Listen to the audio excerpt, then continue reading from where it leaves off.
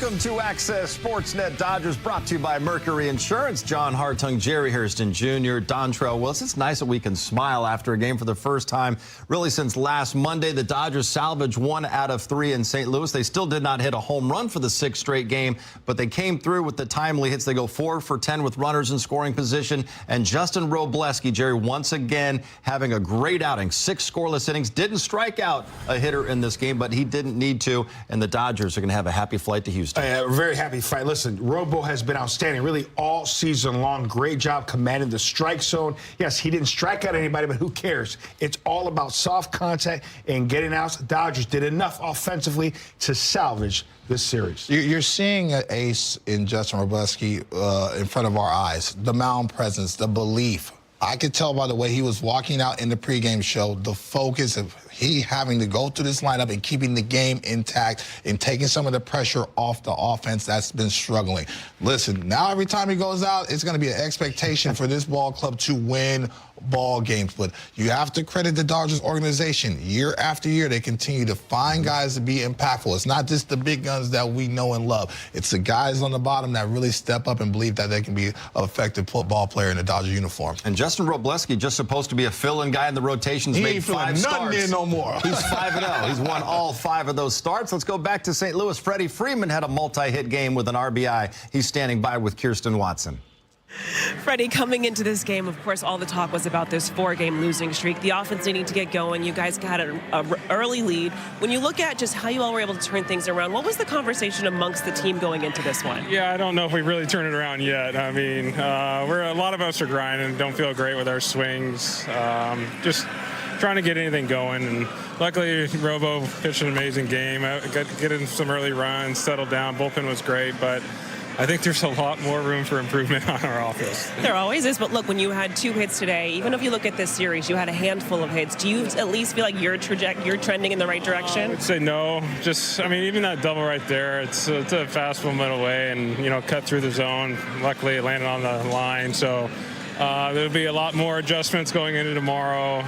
If you're satisfied with that, then you're in the wrong sport. So I'll get to work tomorrow, and hopefully that ball will be lined in the gap tomorrow instead of pop up down the third base line. So then tell me, what are you feeling that's missing then right now? I mean, I've had the same cut swing for 3 years. I mean, I know the fans are getting tired of it, and so am I. So I don't know. Baseball, it's a hard game, and sometimes it's extremely hard right now. So glad we got a win in this series, and hopefully next week will be better for us. You had mentioned Justin Robleski. Obviously, when you look at this rotation as a whole, the group really has been excellent. But what type of spark has he been to the group? Yeah, I mean, amazing. I know the strikeout numbers aren't eye-popping, but that's what, he's keeping us in the game.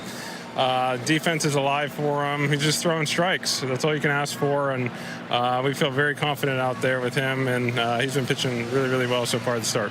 Freddie, a win is a win. It's an opportunity to start a win streak going. So congrats on this one. Thank you. I like your positivity, Kirsten. Thank you. All right, I like the positivity as well from Kirsten. The Dodgers fell behind 3-0 in each of the first 2 games of the series. Jerry, it's nice to see them score first. They got a couple runs there in the second inning and had those key hits that we've been talking about. Yeah, we always talk about scoring early and often. When you do that, you put the pressure on the opposition. That's why it's so important to score early. I love the approach. That inning, they were able to score a couple runs. Kyle Tucker, outstanding job. He's going to get a fastball. We talk about all the time. Kyle Tucker hit a fastball. Yeah. I think that bat is coming. It's starting to creep and really starting to show signs of life. Love the double. Pies gets a breaking ball, rocket down the left field line into the corner for an RBI double, and Dodgers are able to capitalize this inning. You look at Kim, quality of bat.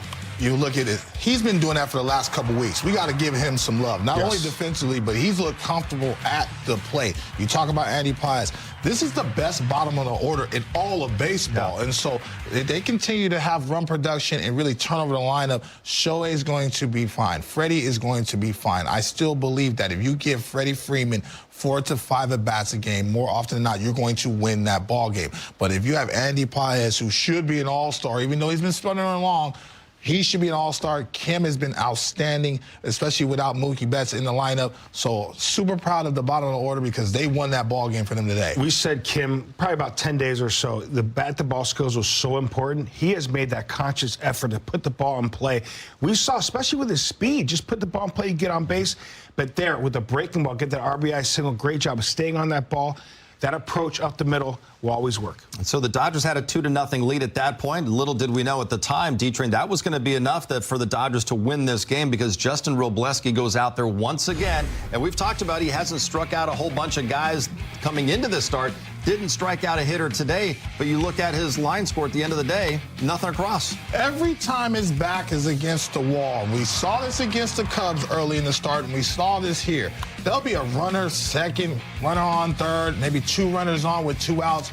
He makes the pitches that he needs to make every single time. And whether it's a soft fly ball or a soft ground ball, when you start to do that, man, the plate gets really big because you get really confident in what you're doing, even though the momentum might be on the other side. And right now, I tell you what, with Dave Roberts and company, they're going to give this man the ball. If the postseason started today, he's starting one of them games. Don't get it twisted. As deep as his rotation is, he has earned the right. I mean, continues to deal. And I've been in this situation. When I was on the Marlins, I had a bunch of Gold Glovers around me. I didn't mind having 4 strikeouts and going 7 innings, 8 innings, because it saves your bullpen, and really you get confidence to go deeper and be efficient and stay healthy. So I believe he's not only going to continue to put up these numbers, he's going to stay healthy, which is the key as well. Mark Burley pitched for the White Sox for many years, pitched a little bit with the Blue Jays tail end of his career. He had a tremendous career. He wasn't a guy that struck out a lot of guys out, right. But what he did was he made sure more times than not he chased soft contact. Right. And you talk about using the infield. I say it all the time. Hey, we want to play too. Turning down plays is fun. You know what I'm saying? You want to go out there and make plays. You're paid to do that. And look at these ground balls. Nice little chopper to Freddie Freeman makes a play. Nice little put out by Kim. Nice easy hop. You love those soft kind. Look at this play by Kim. Mercy. Well, you don't think that's fun as an infielder? Yeah. Yes, you want to play. So as an infielder, you know Robo's going to be around the plate. Right. He's a strike thrower, so every pitch, I'm ready to roll. That's why you're seeing so many great plays behind him, because you're not on the field going, man, he's going to walk this guy and walk this guy. Before you know it, oh, the ball's hit to me. They're ready to go. They're ready for action. So very similar to Mark Burley. I'm talking about Robo. I mean, Mark Burley in that category right now. That is a high compliment. You know, and also what I saw from the ball game as well is this is a Cardinal team right now that's finding their own offensively. A lot of hard contact. He negated that today. A lot of soft contact. This Cardinals offense is feeling good about themselves. Jordan Walker is a star in the making, and they're going to fight within that division. That NL Central is going to be a tough division. It's already starting to play out that it's like, man, they might have a couple teams out of that division that's going to make it to the playoffs because of the way it's structured. But the show the ability to shut down a hot team like that, that knows that you're going very well. All right, Dodgers salvage 1 out of 3 at Busch Stadium in St. Louis. Let's head back to the booth, check in one final time with Joe Davis and Oral Hershiser. Well, Justin Robleski plays stopper today for the Dodgers. 6 more scoreless innings, and they end their losing streak. It really is very old school the way he's going about it. He's not worried about the velocity. He thinks it's going to come up. He's spotting the pitches. He's mixing in a curveball every once in a while, but he has become elite at 2 pitches, the fastball and a slider. They go to Houston to start a 3-game series with the Astros tomorrow, and they have the starting pitchers lined up. It's Yamamoto tomorrow, Ohtani on Tuesday, Glasnow on Wednesday. Yeah, let's talk Yamamoto. He really needs to respond to some rough outings that he's had, especially with command. We're not used to watching him walk 4 guys. The outing before that, walk 2 guys. It's time for him to start being precise again with his mechanics, and I'm sure he's working on it. All right, Dodgers try to build off of this win to finish off the series in St. Louis. After a game, they win it 4-1, now 21-13 on the year. Justin Robleski is 5-0, 6 more scoreless innings on 6 hits, no strikeouts in this game. Tanner Scott is second save. Hae-Sung Kim went 2 for 2 with an RBI. Freddie Freeman 2 for 5 with a double and a run batted in. Dodgers now heading to Houston. They're going to play Kyle Tucker's former team, the Astros, beginning tomorrow night. Wednesday's series finale is an 11 a.m. first pitch. Then it's back home to face the best team in baseball so far this year, the Atlanta Braves. Friday's Miggy Rose Game 7 home run bobblehead night. You're going to want to be there to get that one. All of these. 6 shutout innings, no strikeouts. Obviously, you were attacking the zone, but when you find, just considering how aggressive they were as a team, how did you use that to your advantage just tonight? Yeah, I think it's just a matter of, I'm out there trying to get outs, and however I get them, that's great. I think the strikeouts will come. I mean, I struck out people last year. It's not something that's crazy like of worry for me. And I'm never going to give back 6 zeros. And however I need to do it, I'll do it, and hopefully just keep rolling. But just in general, I mean, how you're able to get this off contact. I mean, what does that say as to kind of who you are as a pitcher, or where you are right now as a pitcher? Yeah, I think I'm doing a good job of, again, like I said, it's just like understanding who I am, understanding the game and where we're at, understanding the hitter, the situation. I think, again, Rush and I did a good job navigating that today, and it's just, it's a culmination of a lot of things and a lot of stuff we've been working on, and just continuing to kind of harp on those things that make me good, I guess. Justin, you have a lot of first pitch strikes, continue to hammer the zone. When you have that understanding in who you are and the confidence in your stuff, how much easier does it make it to just be aggressive in the zone? Yeah, I think I prepare a lot off the field, and understanding hitters, and doing scouting work, and Mark and Connor and everybody and Danny and the catchers do a great job of kind of constructing a game plan, and the game plan sometimes not like something super elaborate, but again, it's just helpful kind of having that clarity going into the start, and then just going out and trying to execute that plan being the main focus. And again, like I said before, it's just doing the things that I know equate to success at this level, and just doing them over and over again. I think your phone is playing Dave's audio. Or someone's is. Oh. Did you realize that you hadn't struck anybody out? I mean, yeah, I had a lot of 2-strike counts, and then they just kept putting it in play, and I'm like, all right, I'll take the out. But yeah, you know what I mean? I'm trying to decipher kind of where I need to go to get that miss. But a lot of times I think guys know I'm in the zone. And yeah, I think, there was probably, I'd say 3 or 4 good swings today. But most of the other swings weren't, I don't think they were on them. And so that's just kind of, again, some days you're going to get strikeouts. Some months you're not going to get strikeouts. Some days you're going to get a lot. So it's just kind of the ebbs and flows of the game. And yeah, like I notice, and it's kind of funny, like joking with Mark, like maybe one time they're going to swing and miss with 2 strikes here today. But no, it's funny, and yeah, it's something that, again, just keep moving forward, and I'm sure the strikeouts will come. Hey, when you have someone like Justin Robleski, we know that he's been pounding the zone, but when he gets through 6 shutout innings without a strikeout, what does it just say as to how he's exactly kind of navigating through their lineup and what he's been able to do? I think it's what it does. It keeps the defense involved. He's got a good pace to him.